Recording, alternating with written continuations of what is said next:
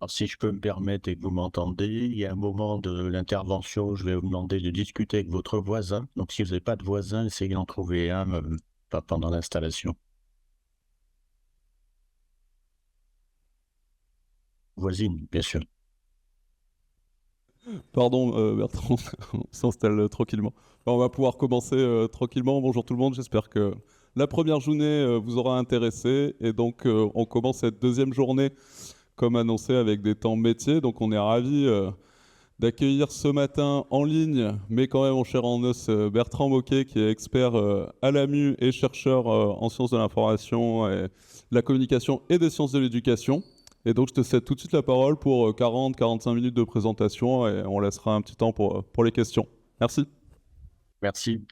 Déjà, tout d'abord, des remerciements déjà à l'ANSIA de me proposer de m'intervenir avec vous. C'est un rare moment que j'apprécie. Mathias, Ronan et Morgane, merci pour votre disponibilité pour préparer. Merci aussi aux collègues qui, au quotidien, soutiennent l'activité de nos missions de l'ESR. On oublie quelquefois de remercier, donc on va commencer comme ça, plutôt que de toujours se plaindre que ça marche pas ou des choses comme ça. Donc, merci pour tout ce que vous faites. Une intervention à distance, pas facile. Donc, on va essayer de la faire, de l'animer le mieux possible. Pour ça, je vous ai proposé évidemment un WooClap que je vous partage durant lequel vous allez pouvoir à un moment surtout faire une interaction. Me prenez le temps de vous connecter sur la plateforme WooClap avec le code HPTCB TJ. ce que vous le voyez. Ouais, on voit très bien. Peut-être mettre l'écran en plein écran, là, je sais pas si c'est un... Ouais, Ok, ouais, comme c'est ça mieux c'est là. mieux. Chez nous, c'est mieux comme ça. Donc voilà, C'est parce pour que tout le monde, vous pouvez vous connecter soit avec votre téléphone, soit avec votre ordinateur à wooclub.com, qui est partenaire de l'événement, que vous pourrez retrouver à partir de demain. Et donc, vous avez un petit code à rentrer, HPTCBTJ. Et Bertrand, je crois que tu peux cliquer sur le petit iconogramme qui est à côté du code, ça va faire apparaître un QR code. Yes. merci. Bah, est-ce que quand je affiche la caméra comme ça, vous le voyez? Non. Ouais, on te voit là, enfin, on voit l'écran et on te Donc, voit. On est nickel. donc, parce que moi j'ai le retour, comme ça je vous vois, c'est mieux.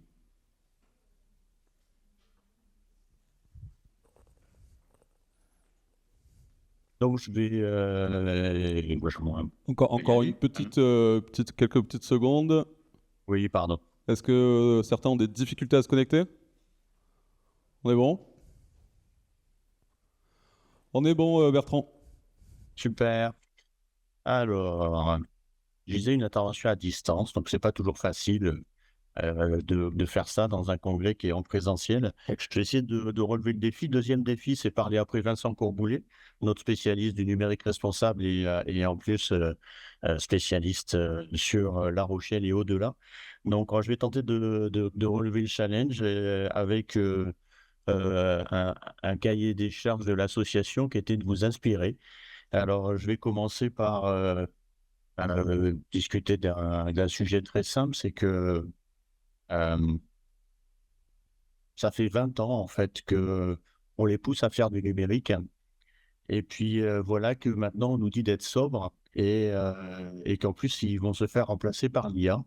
Donc je vais partir un petit peu de ce paradoxe déjà pour projeter dans deux choses. Un, une trajectoire d'où on vient, où on va, et puis de se dire mais finalement on les a poussés, est-ce qu'on n'a pas une responsabilité dans cette augmentation des usages du numérique et donc s'interroger sur la sobriété. Donc d'essayer de vous accompagner là-dessus. Donc on se verra, il y aura quatre parties, le contexte, paradoxe, inspiration et les conclusions. Et on va essayer de voir un petit peu ensemble qu'est-ce qui pourrait être intéressant comme inspiration. Le contexte, très rapidement. Alors, j'ai fait un document qui est un peu long, je sais, pardon pour les spécialistes de la pédagogie, mais comme c'est aussi un support qui sert après au replay et qui sert aussi de support, il est aussi fait pour pouvoir durer au-delà et être utilisé. Donc, Le contexte de l'ESR, qu'est-ce qui se passe? Ben, l'IA, on peut plus dire qu'il n'est pas utilisé, il est utilisé. Il y a plein de sources. Je vous en ai mis au fur et à mesure, tout en bas à droite. Tout en bas, vous avez les références en fait académiques que j'ai utilisées ou les références de presse. En haut, vous avez le fil d'Ariane. Et donc, on va essayer de parcourir ensemble sur document. Cette diapo aussi, je vais aussi la décortiquer sur sa composition. Vous avez tout en bas un mail with Gamma. Et donc, on va voir un petit peu aussi que, en fait, je suis aussi dans euh, une présentation, une mise en abîme, puisque pour faire cette présentation, je me suis aussi utilisé de l'IA, pas pour me remplacer, mais pour essayer de voir qu'est-ce qui pourrait améliorer la présentation et puis surtout peut-être aussi diminuer le temps que j'y passe, etc. Donc l'IA est présent, il y a plein de documents qui le disent, UNESCO en 2025, il y a EDUCOS qui a fait un joli rapport en 2025 aussi, je vous recommande. Donc ça c'est pour le point international et pour le point américain, on va dire. En France, ben, en fait, ça, s'il y a un peu moins de documents qui permet de suivre cette chose-là. Il y a un rapport Pascal Tadei qui existe, mais on n'a pas d'observatoire des usages de l'IA comme il y a dans d'autres pays. Par contre, ça bouge de partout, comme vous l'avez constaté, au travers de l'IA Forsup, des MOS, Ilias, Mistral ESR, et puis le fait que les communautés métiers que vous êtes se réunissent pour échanger sur bonne pratique. On est sur quelque chose, on ne peut plus dire maintenant que le phénomène est pas là, qu'on l'ignore. On a décidé tous ensemble, alors je ne sais pas s'il y a eu un go, une injonction, mais on a tous décidé en tout cas de s'en saisir avec nos moyens qui sont comme on fait en France, c'est-à-dire localement, par communauté de métiers, par communauté d'établissement, et donc on arrive un petit peu à quelque chose quand on arrive là-dedans. Si quelqu'un vient par exemple, de collectivité territoriale et qui découvre l'université l'IA, il va avoir une foison d'activités, il va peut-être une impression de bousin, mais on va essayer en fait, c'est comme ça qu'on est, c'est comme ça que ça fonctionne depuis des années. Le paradoxe que vous l'avez, alors vous savez, le problème des paradoxes, c'est que c'est tout de suite culpabilisant. Donc, il y a un paradoxe au départ, on a deux injonctions simultanées, c'est vas-y, utilise l'IA, fais-le utiliser, et puis de l'autre côté, attention quand même, si vous utilisez l'impact du numérique, si vous utilisez le numérique, il y a un impact sur le remplacement des personnes, sur l'environnement, sur ce que ça change, etc. Et donc, on est dans ce double discours que l'on entend parfois par les mêmes acteurs et qui peut être un petit peu perturbant et qui, mais, du coup, on se retrouve en mission de pouvoir gérer ce paradoxe. Donc, on va essayer de le vivre bien et d'essayer de trouver des pistes que vous avez déjà trouvées, mais je vais peut-être juste peut-être trouver des concepts ou des mots sur des choses que vous faites déjà, c'est un peu le principe. Et on va essayer de travailler sur ça, utiliser l'IA ou réduire l'impact du numérique. Pour cela, vous avez donc, je vous ouvre un petit texte, je fais un cas de cadran. J'aime bien avec les paradoxes faire des cas de cadran, parce que comme ça permet de faire, de se positionner, de se sentir. Et finalement, moi, je suis dans un des cadrans, je vais vous les présenter les quatre au fur et à mesure. Et puis, c'est difficile d'aller en diagonale, par exemple, dans une méthode quatre cadrans.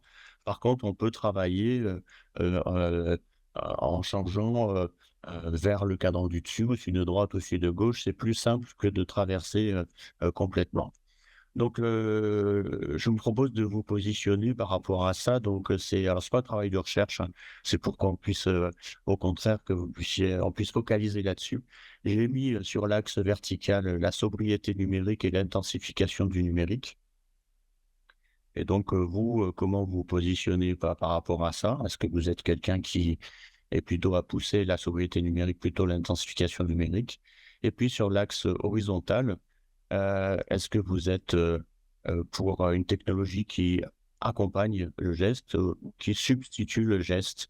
Donc, à partir de ça, on va essayer de pouvoir se positionner. Je vois déjà que vous êtes 8 à avoir rempli, vous êtes 77. Donc, donc là, je travaille sans filet. Je ne sais pas ce que ça va donner. L'idée, c'est de contextualiser, de voir un petit peu ce que vous avez. Ma réponse, je n'affiche pas pour pas vous influencer.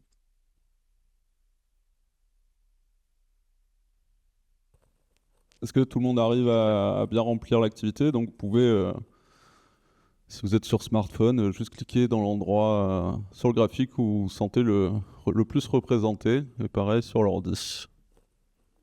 Je meuble, hein, Bertrand, pour que tout le monde ait le temps de répondre. Non, ça va. Comme je peux pas danser de claquettes, je suis assis. Ça marche. Et pour les derniers arrivants, donc on est sur un WooClap, donc vous pourrez vous connecter sur WooClap et vous avez le code de l'événement en haut de la page qui est projetée. Et vous avez le fil d'Ariane, on en est à la partie 1.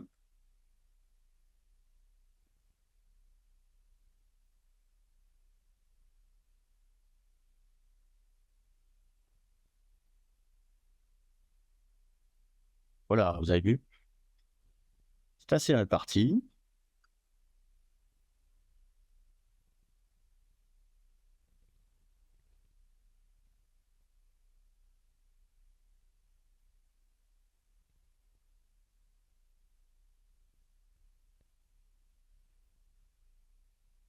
Pour les spécialistes de l'ergonomie du courant d'amphi, est-ce que j'ai laissé assez de temps pour remplir? On est Ouais, je pense qu'on est bon là, tu peux afficher, ça n'empêchera pas les les deux collègues tiers, de continuer les deux à se tiers positionner. Donc on a fait une forte majorité qui est quand même du côté de l'accompagnement, avec un gros pôle. On dirait que le gros des données est là, et puis on a un éparpillement qui est ici. Donc, ok, donc ça permet de voir en fait l'avantage de se positionner comme ça, c'est que si vous avez donc ici intensification du numérique, accompagnement du geste, là on a plutôt quelqu'un qui va utiliser euh, euh, le numérique pour accompagner son geste professionnel. Alors je fais geste professionnel, hein, que les choses soient claires, parce que euh, je pense qu'on peut faire un raisonnement général. C'est le geste professionnel de l'employé de l'université ou de l'acteur de l'université, du membre de l'université, pardon. Et donc, comment il est en fait accompagné ou substitué par le numérique. Donc, cette notion, en fait, est intéressante de se positionner comme ça, parce que elle positionne aussi bien la personne. Pour vous, c'est un peu particulier, c'est que vous êtes, vous, une personne qui en tant qu'individu, va se retrouver à se confronter à votre propre usage, mais vous devez aussi accompagner des usages. Le pire étant d'accompagner l'usage que vous ne défendez pas forcément, mais qui fait partie du projet d'établissement. On peut avoir un projet d'établissement qui est très remplaçant, et puis vous, vous êtes ici, donc on voit bien s'il y a une diagonale à faire, il y aura un effort à faire plus important. Vous voyez la souris quand on fait ça ou pas? Pas du tout. Quand je bouge. Est-ce que vous Ah voyez ma ouais, ouais, souris on ou la pas du voit. tout? Ouais, d'accord. Donc, ce que j'ai dit là, si jamais vous êtes, vous, personnellement, quelqu'un de très sobre, que vous pensez que j'utilise le numérique à bon escient, que quand j'en ai besoin sur la vraiment, je suis très critique par rapport à ça, etc. Et que votre établissement vous demande de mettre en place des avatars dans sa formation à distance, donc avec une intensité et puis un remplacement de l'acte enseignant par une machine, vous êtes un peu à l'opposé, donc c'est un peu compliqué de vivre avec ça. Donc, on peut passer par des étapes. C'est ce qu'on va essayer de voir ensemble. Je vais continuer, si vous voulez bien. On a les deux tiers des répondants. Et on va essayer de voir qu'est-ce qu'on peut en faire ensuite. Alors, ce paradoxe, est-ce qu'il est vraiment nouveau? Non, je vous ai dit, en fait, on va essayer de se mettre, je dirais non et oui. C'est toujours pareil. Excusez-moi, j'avais affiché ma présentation sur le téléphone. Est-ce que c'est vraiment nouveau? Non, le numérique qui modifie nos gestes professionnels, ça fait un petit moment qu'on vit ça. Vous êtes des acteurs qui avaient contribué, pour la plupart des plus anciens d'entre vous. Quand je disais, ça fait 20 ans qu'on leur dit d'aller sur le numérique, et maintenant on leur dit d'être sobre. C'est un peu quelque chose que j'ai dans cette lecture de trajectoire. Donc, il y a toute l'histoire de l'ESR qui est là, une histoire très particulière. Le numérique universitaire n'est pas un numérique comme les autres, puisqu'on le fabrique. Il est fait par et pour ceux qui l'utilisent, contrairement à d'autres fonctions publiques qui vont prendre des solutions sur l'étagère. Nous, on aime bien fabriquer, et on aime bien avoir des choses qui viennent d'abord dans le local et qui viennent des solutions nationales. Je parle du LMS, Il n'y a pas eu une injonction à utiliser Moodle, il y a un accord de pratique et c'est les communautés métiers qui ont fait ça. Donc c'est comme ça, pour ceux qui ne connaissaient pas le SR, c'est comme ça qu'on fonctionne, ces communautés métiers qui finalement choisissent des bonnes pratiques, des bons outils et regardent là-dessus. Il y a eu l'arrivée des MOOC qui a été déstabilisant.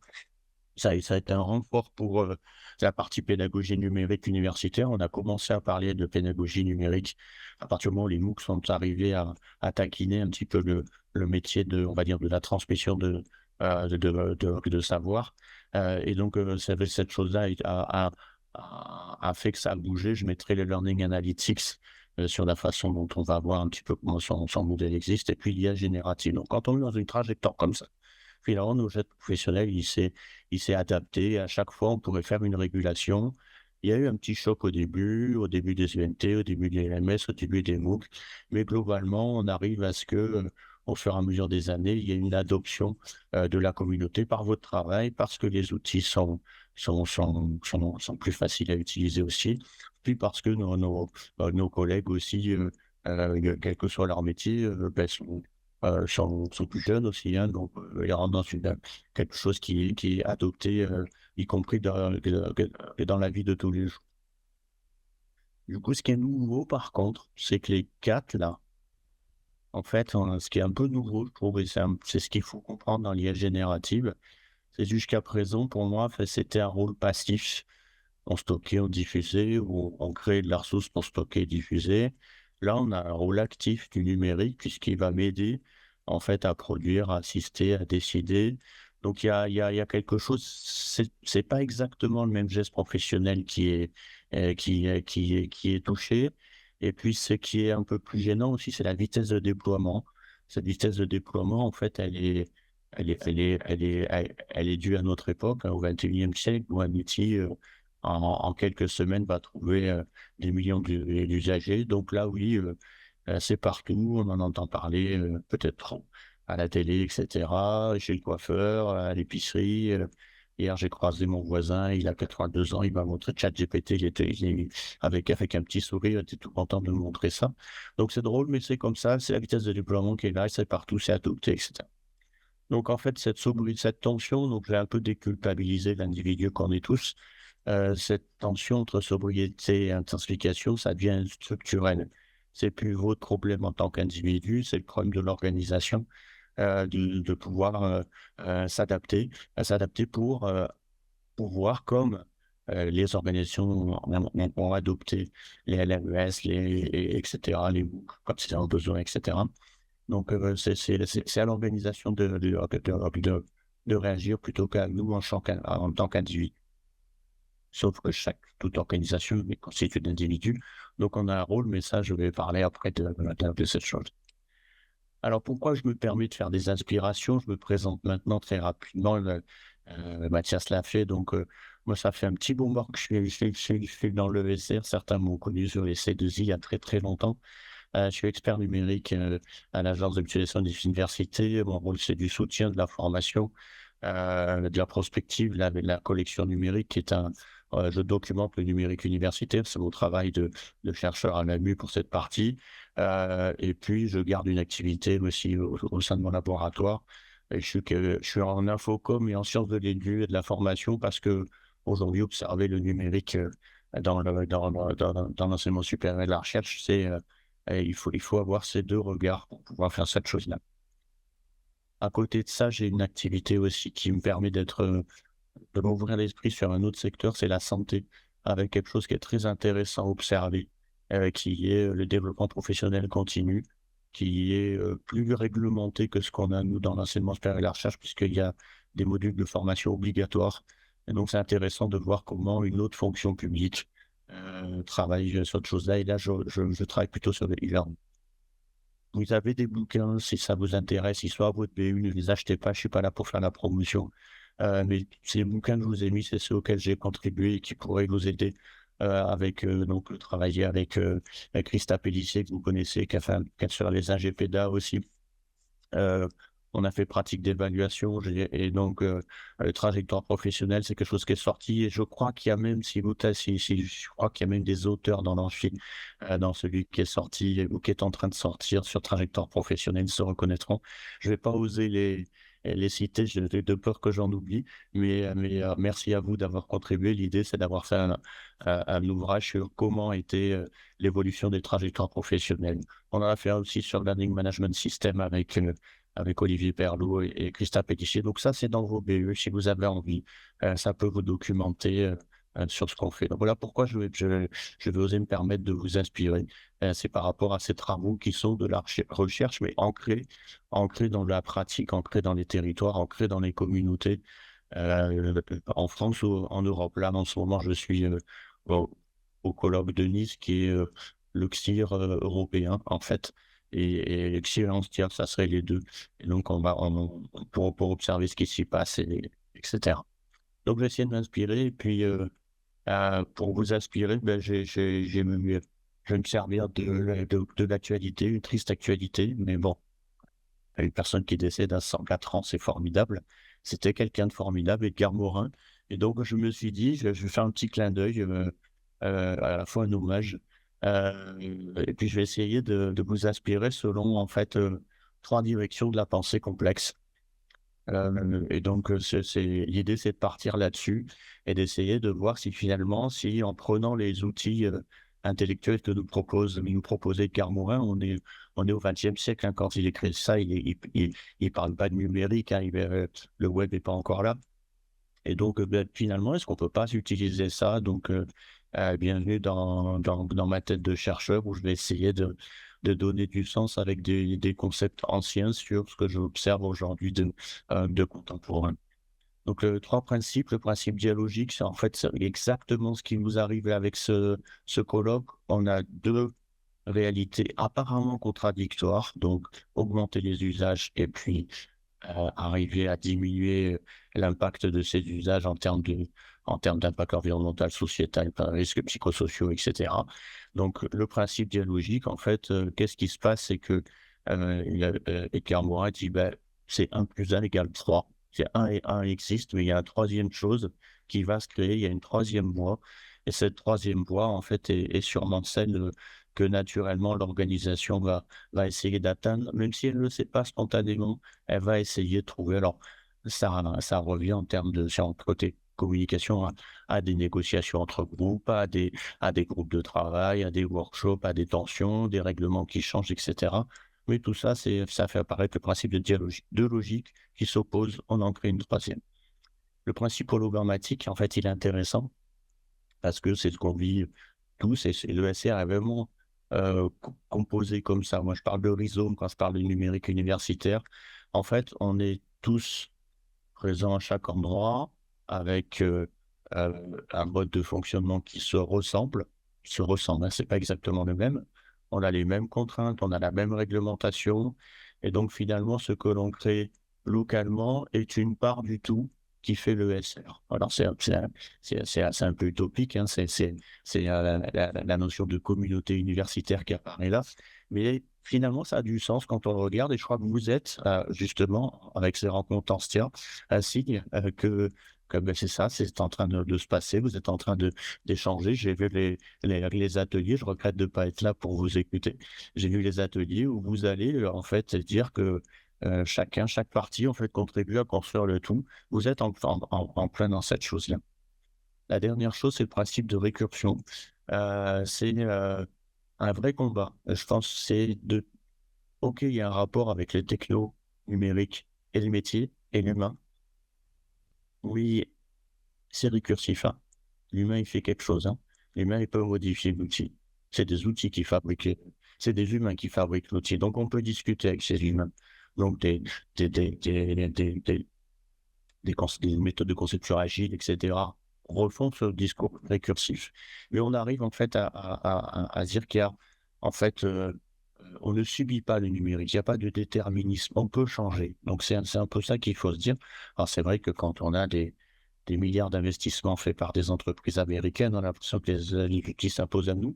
Mais il se trouve qu'on peut arriver à faire déjà, on adopte, on transgresse, genre, on a tous utilisé un outil pour faire autre chose et donc on essaye de trouver une solution. Cette récursion, en fait, c'est intéressant. Ces 3 principes, je vais les ouvrir et puis on va essayer de regarder, ensemble. Par exemple, le dialogique, qu'est-ce que j'ai fait? Donc le dialogique, en fait, ce qui est embêtant, c'est l'effet rebond. L'IA va provoquer un effet rebond, donc c'est assez classique. Je pense que Vincent, je n'ai pas écouté, mais ça ne m'étonnerait pas qu'il en ait parlé hier. Et donc, plus on a de quelque chose qui va arriver plus vite, plus souvent, plus vous allez en fait utiliser cette chose-là.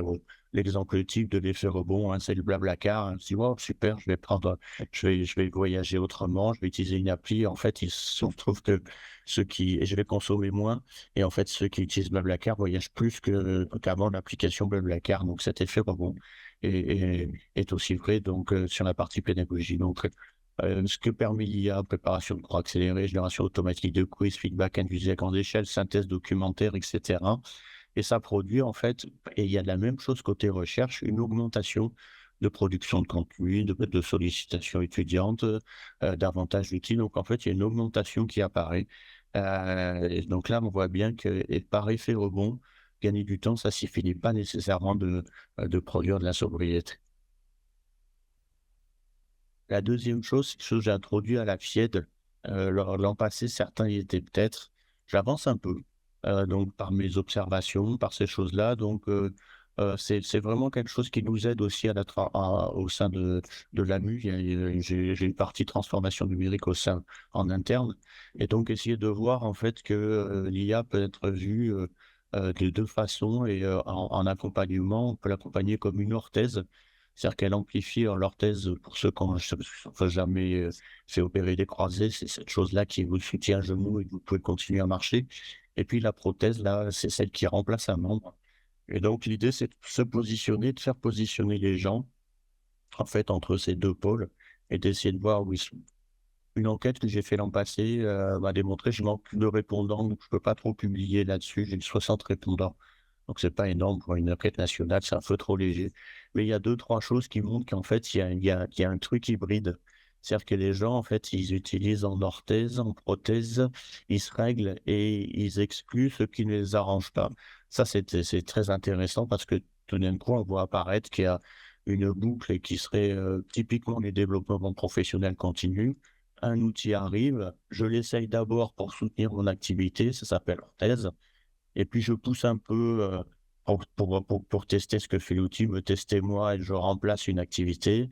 Et puis je garde ou je reviens en arrière. Et donc il y a une boucle en fait qui apparaît et qui va faire apparaître en fait une régulation entre l'usage que je pourrais m'en faire et qui risquerait d'être très individuel d'ailleurs. Hein.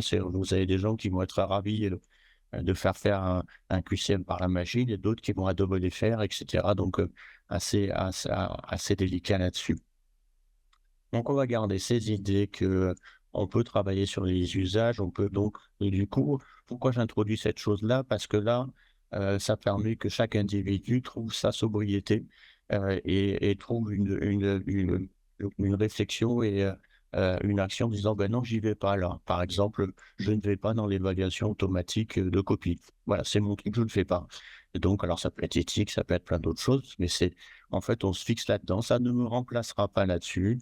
Je suis responsable de l'UE, je dois apporter l'évaluation, etc. Donc, je me fixe cette chose-là. Donc, j'exclus des cas d'usage. Les exclure, c'est déjà réduire, en fait, l'impact que pourra avoir l'outil sur son écosystème global. La deuxième chose sur l'hologrammatique, ça va, c'est bon pour vous? Ouais, c'est parfait. Ça va? Ça veut, du coup, je m'aperçois que c'est un peu long. Là, on a dépassé les 20 minutes d'attention. Donc, c'est à ce moment-là que généralement je me lève, etc., que je bouge un peu. En amphi, assis, c'est un peu compliqué.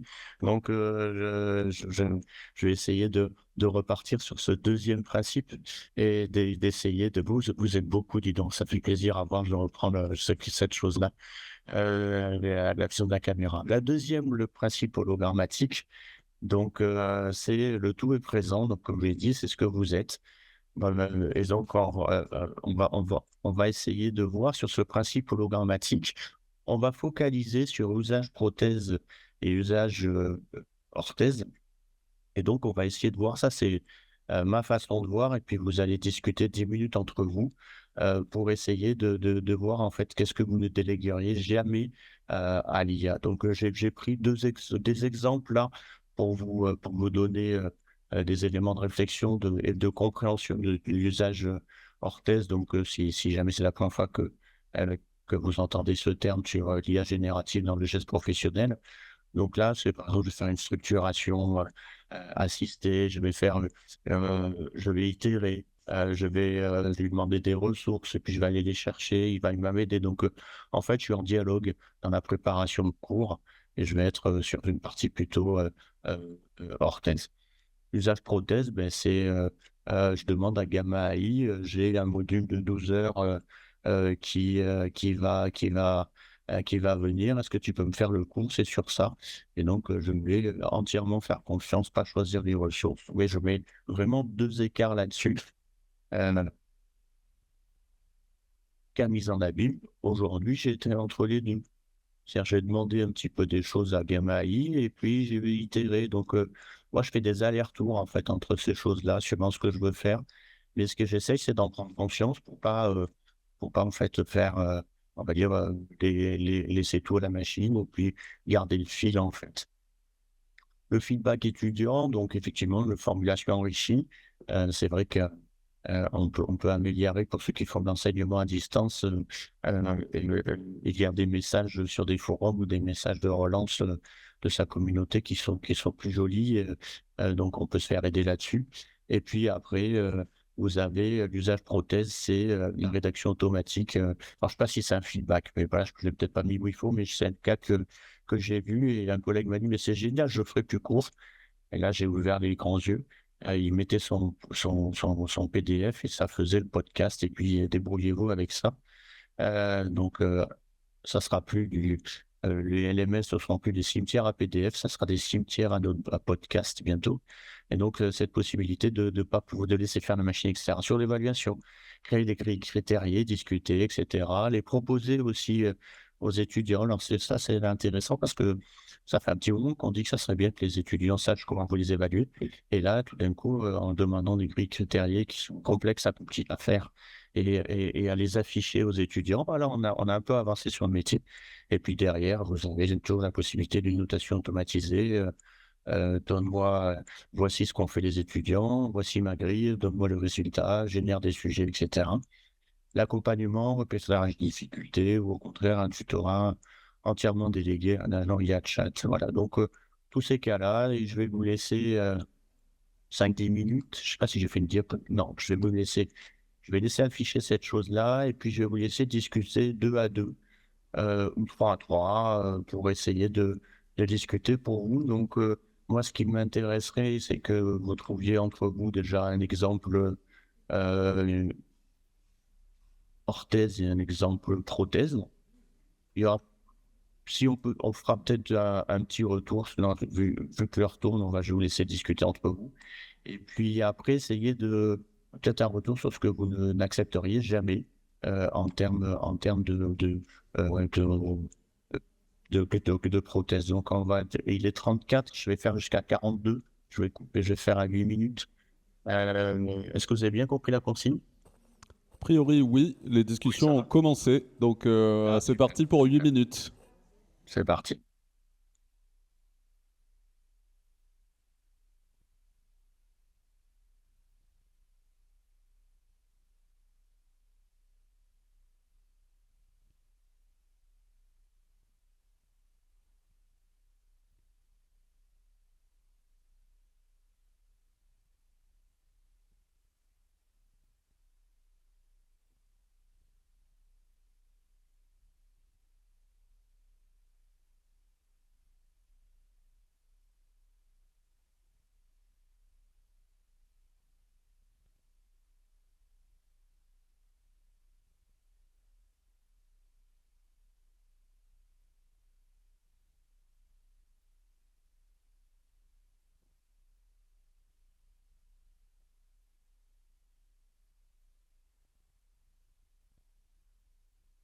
Bertrand, je sais pas ce que tu as fait.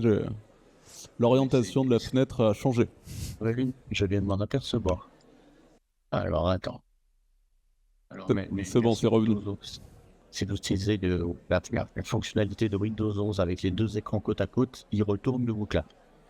C'est pas Voilà, on utiliser est en bon. ampli, c'est Peut-être remettre en plein écran si c'est possible de ton côté. Oui, je faisais juste un screen pour me mémoriser le moment. Et là, voilà,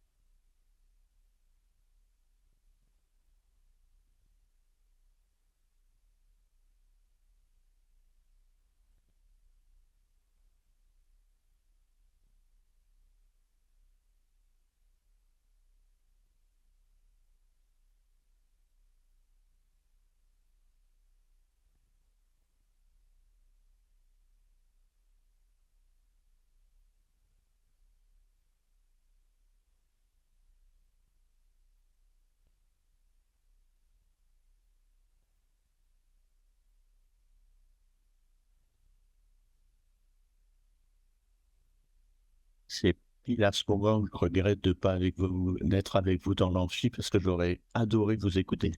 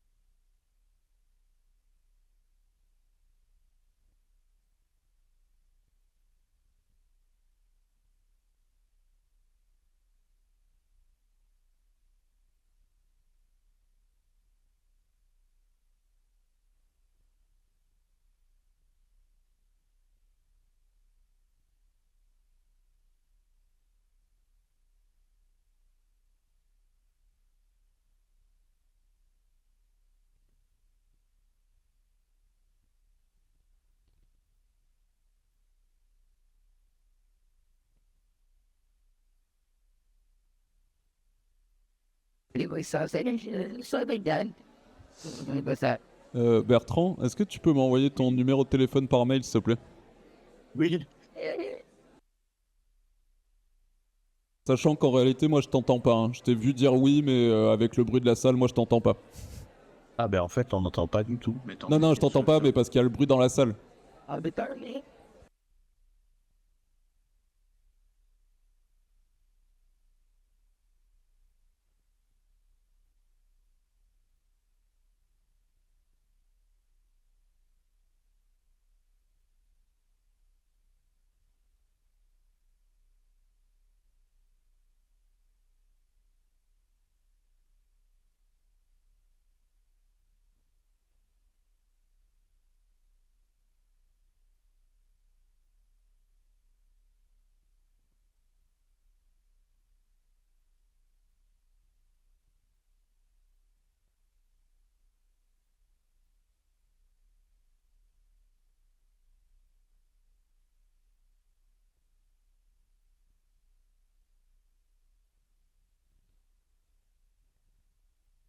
je vais vous laisser une minute encore ou deux continuer vos discussions entre vous. Est-ce que vous m'entendez?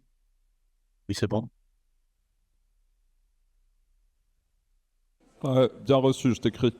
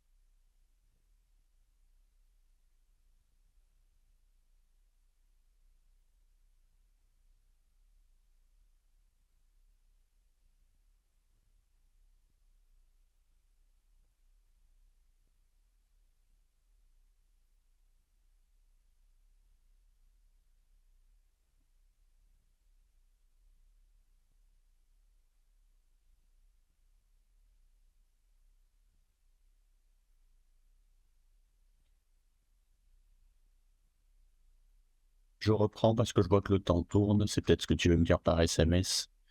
Et voilà, il faudrait laisser deux, trois questions aux collègues. Est-ce que je peux reprendre? C'est bon? Oui, oui, oui.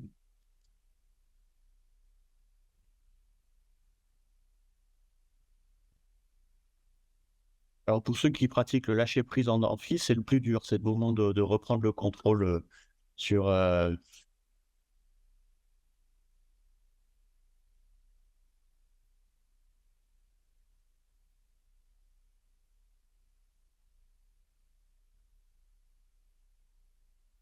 allez, je vais reprendre. Est-ce que c'est bon pour toi?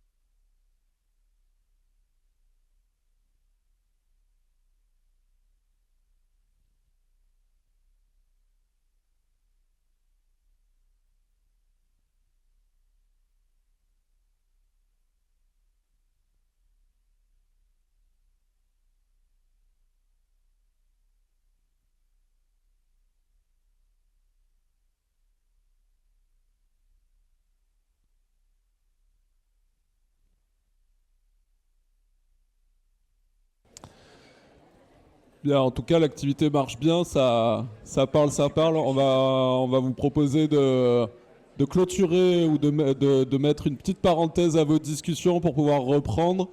Et puis, on garde vos retours pour le temps de questions-réponses. S'il vous plaît.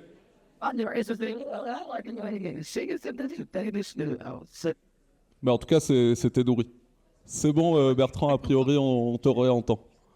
Bon, super, super. Donc, on peut faire interagir un amphi, pour ceux qui, même à distance, c'était la première fois pour moi, mais en fait, le plus dur, mais ça, hop, je passe très vite. Le plus dur, c'est de reprendre la main. Merci, Mathias, de l'avoir pris. Donc, on était là-dessus. Maintenant, ce principe hologrammatique, on peut le faire, en fait, comme je me disais, sur chaque individu. Là, vous voulez le faire sûrement entre vous, sur votre partie. Donc là, j'ai ciblé, je ne parle pas de vous parce que vous venez d'en parler, sur la partie des enseignants, donc les étudiants, les établissements. Donc avec comment ils s'approprient, on a toutes les postures possibles, explorateurs, pragmatiques, sceptiques. Donc on sait tout ça, ça existe, ça c'est des constats. La seule chose, c'est que tout ça, chaque individu forme un tout. Et donc, en fait, de voir comment on se débrouille avec cette chose-là. Les étudiants, en fait, ils sont aussi en train de changer. Ils ont un Google, ils ont Gemini qui leur est offert gratuitement. Donc, les premières, deuxième années, c'est normal d'étudier dans l'enseignement supérieur avec cette chose-là. Donc, effectivement, il y a des chances des choses qui changent. Et puis, les établissements, il y a du laisser-faire, de l'encadrement, de l'organisation. Il n'y a pas vraiment une ligne identique dans chaque établissement, ce qui pourrait nous inquiéter en termes d'équité du service public qu'on délivre tous en tant qu'opérateurs. Mais pour l'instant, on est dans cette transition. J'aime bien faire la différence entre la transition et la transformation. On est dans cette forme de réorganisation sur cette chose-là. Et là, l'intéressant, c'est que si on part des acteurs, ben, on arrive en fait à faire que chacun apporte un tout et qu'au fur et à mesure, et les ateliers, ce que vous venez de faire, contribuent à construire en fait le tout. La dernière chose, c'est le principe de récursion. Donc, ce principe de récursion, il est intéressant dans l'enseignement supérieur parce que c'est comme ça qu'on s'en saisit. Puis, c'est très intéressant de voir ça. Donc, ce principe de récursion, en fait, on peut le décomposer. Alors, pardon, je vais encore redescendre dans trois concepts. La récursion, je l'ai décomposé en fait en trois parties. La dimension technique, l'orga et la pédagogique, en disant que finalement, puisque dans les faits, certains services étaient séparés. Finalement, il y avait peut-être une opérationnalisation qui risquait d'être en silo, avec d'un côté la technique, d'un côté l'orga, d'un côté la pédale. C'est pas ce que je souhaite, hein, mais c'est une façon de voir cette chose. Sur la dimension technique et orga, ce qui est intéressant sur cette récursion, c'est qu'on est je crois que c'est le seul service public qui autorise ça. C'est-à-dire que la plupart, on dit, on prend Mistral et puis on fait des choses, CNRS, ministère de la Justice, on fait une grande expérimentation à grande échelle pendant 3 ans, on prend déjà un contrat et puis après on voit. Et puis nous, en fait, on n'a pas fait comme ça. sur les chartes, on n'a pas fait comme ça non plus. Donc en fait, on s'est servi on s'est dit: On s'en saisit». Et après on verra la dimension pédagogique. Dans sa dimension technique et organisationnelle, c'était l'occasion, je l'avais promis à Mathias, de vous embarquer dans l'opération Mistral ESR. C'est pas oublié, la seule chose, c'est qu'on a du retard avec toutes nos excuses. C'est plus compliqué que prévu de mettre en fait, les outils de Mistral dans des serveurs de l'ESR parce que c'est ce qu'on a décidé. Sur ce principe de récursion, on a dit: «On va pas prendre les technos numériques tels que vous nous les imposez, on va les prendre tels qu'on travaille» et nous, dans l'ESR, on travaille sur nos machines avec nos collègues qui sont en capacité de pouvoir les entretenir, les modifier, les faire évoluer et donc on a cette chose-là qui s'appelle Mistral ESR, qui regroupe et Cines, ILA, SAMU. J'aurais été ravi de présenter l'enquête, c'est ce qu'on avait convenu ensemble avec Morgane, Romain et Mathias dans la préparation, mais on n'en est pas encore là. Ça arrive dans les établissements, je pense que vous l'avez arrivé, l'API est arrivée, il y a deux services, une API et puis Chat Pro. Et l'idée, c'est de construire en fait les besoins pour nous. Ce qu'on cherche, c'est l'AMU pour le coup est opérateur pour le coup pour pouvoir dimensionner un marché, un peu comme on fait pour Matinfo et pour pouvoir avoir plusieurs lots, etc. Donc, on est dans cette phase d'observation. Technologiquement, je sais c'est tout frais. C'était la semaine dernière présenté aux assises du CIR, au DSI adjoints et aux informaticiens, on va dire, de la partie informatique. Et donc, c'est l'architecture, c'est quoi? C'est un dispatcher, qui est pris par sa centrale Supélec et puis des data centers en France et les outils, en fait, de Mistral sont installés dans les data centers, ce qui a pas été facile. Donc à Rennes, à Hérisa, on a des centres de calcul, on a des mésocentres. Il y a Elias qui est là-dedans pour structurer cette chose-là. Et le CIDES qui met en place aussi des outils sur son data center. Donc il y a deux outils, API le chat qui est en service, qui commence à être utilisé. Et le chat ESR, s'il n'est pas lancé aujourd'hui, c'est dans la semaine. Donc ça ne devrait pas tarder de voir en disposition. Oui, mais ce qui est compliqué, par contre, dans ce truc de récursion, bah, c'est que ça prend du temps. C'est-à-dire qu'on aurait pu directement partir, comme l'a fait par exemple le CNRS en octobre dernier, avec une solution sur l'étagère. Là, on a dit non, non, on a pas ce principe de récursion, on s'adopte les outils, on monte en compétences aussi. C'est l'occasion pour nous tous de monter en compétences et de voir comment ça marche. L'idée du dispatcher est apparue comme ça.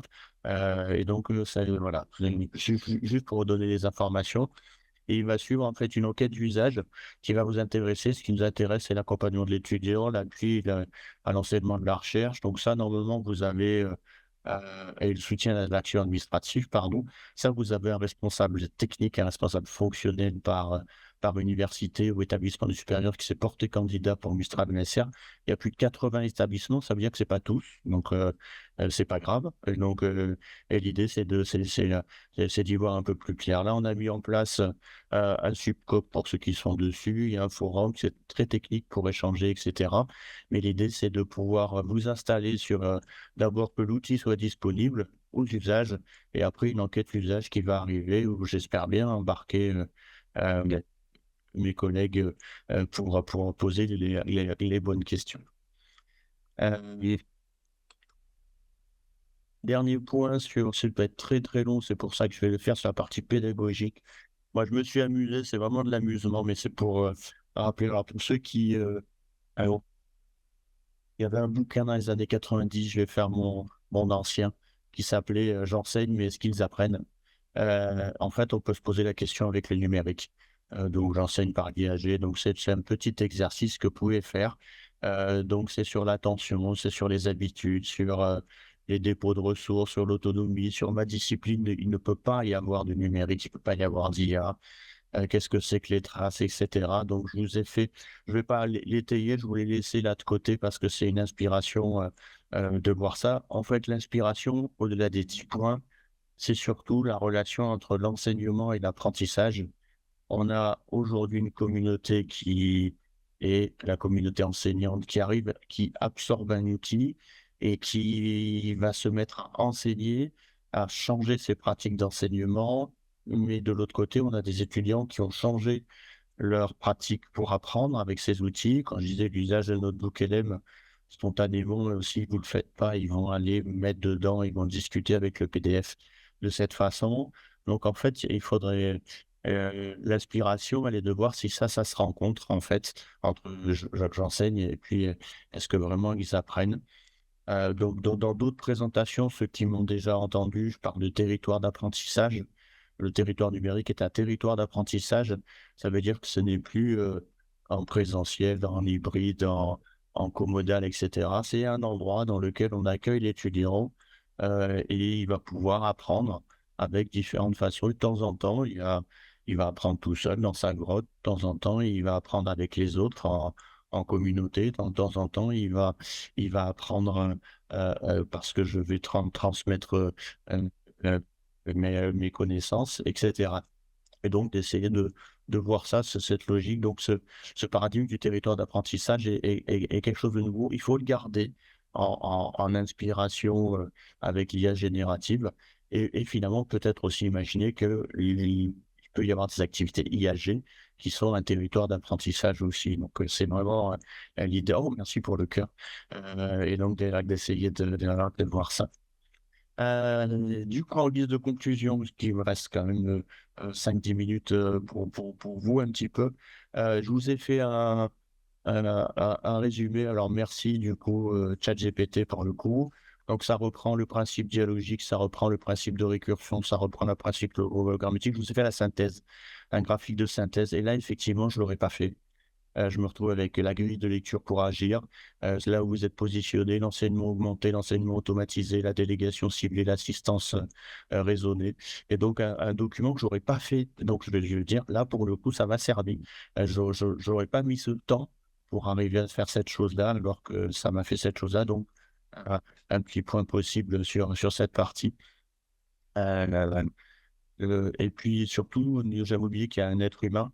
Donc les services d'appli, donc du coup, vous êtes encore des nouveaux intermédiaires, vous êtes des nouveaux intermédiaires de la pédagogie numérique, nouveaux intermédiaires au niveau des DMOS, et voilà maintenant nouveaux intermédiaires sur l'IA.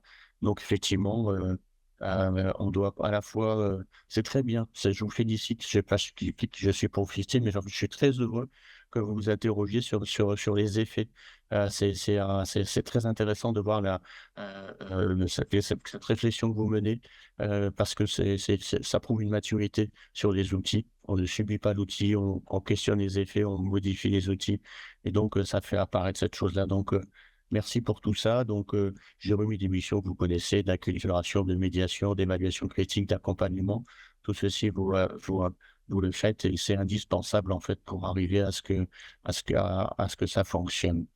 Il y a penser à mutualiser, c'est un mot que j'ai pas trop prononcé quand même, mais ça serait dommage venant de la nuit. Penser à mutualiser, à discuter entre vous, à voir ce qui peut être fait, parce que la théorie de la contrainte fait qu'on vit au même moment les mêmes injonctions paradoxales, on va chercher les mêmes solutions, les mêmes dispositifs. Donc, enfin, c'est peut-être intéressant d'arriver à avoir un échange, on y gagnera tous. Et puis, en améliorant ses propres contenus, ou deux, en faisant qu'on va utiliser le contenu d'un autre. Donc, j'ai en tête 2-3 exemples qu'on a vu passer dans la collection numérique, mais soyez curieux de ce qui se passe, c'est souvent c'est vraiment le but. Et enfin, donc, une dernière question. Donc, la question était, est-ce que c'est un outil de sobriété ou un accélérateur du numérique universitaire? Je ne sais pas si j'ai répondu à la question. J'espère que j'ai enlevé la culpabilité, l'effet paradoxal. Évidemment, ce qui est intéressant, c'est le côté discernement, d'être conscient, collectif, pas travailler dans son coin, de se faire, de savoir, d'être très factuel sur ce savoir de l'IA, ce que ça provoque, en bien, en mal, de distinguer en fait là où on veut aller, de recentrer sur le métier. Ça, c'est une bonne nouvelle, hein, parce que quand il y a du numérique qui arrive et qu'on se recentre sur le métier, c'est plutôt une bonne nouvelle pour l'humain. Distinguer orthèse, prothèse, participer aussi aux gouvernances des choix technologiques, mutualiser. Et puis tout ça pour construire en fait ce que je dis un numérique pédagogique avec un territoire d'apprentissage, sans aliéner vous, nous. On se rappelle tous de l'épisode Covid où on s'est aperçu qu'on a donné du temps sans compter et finalement ça a surchargé les étudiants. Donc essayer de retrouver en fait cette co-construction. Je vous remercie pour, j'ai eu le temps des questions, il m'a resté 5 minutes, j'ai été trop bavard comme d'habitude. Merci beaucoup, Et je Bertrand. vais voilà, donc des questions, des réactions, qu'est-ce que vous ne voudriez pas, absolument de l'IA de l'IA générative, ce que vous avez discuté entre vous? Je suis à votre écoute. Je ne sais pas si on peut déborder ou quelqu'un prendra qu'une question peut-être? Ou deux, parce qu'en l'occurrence, après, on a une demi-heure de pause. Mais voilà, merci beaucoup, Bertrand, pour ça. Avec plaisir. Est-ce que vous avez des questions, remarques? Est-ce que ça vous a inspiré? Est-ce que quelqu'un veut revenir sur le temps d'échange? L'orthèse, la prothèse? Ok. Bon, moi j'ai des questions. Tu évoquais au début l'effet rebond. Donc c'était dans la première partie, la toute première partie. Et tu as souligné le fait qu'on était un peu poussé par la nécessité d'être toujours plus productif, notamment donc du coup avec la prothèse peut-être. Mais ça quand même, ça pose question, hein. C'est une posture un certain modèle économique dont on subit un peu tous les effets. Est-ce que toi, soit en tant que chercheur, soit côté AMU, vous questionnez cette nécessité d'être toujours plus productif et l'intégration du numérique dans nos pratiques professionnelles pour être plus productif?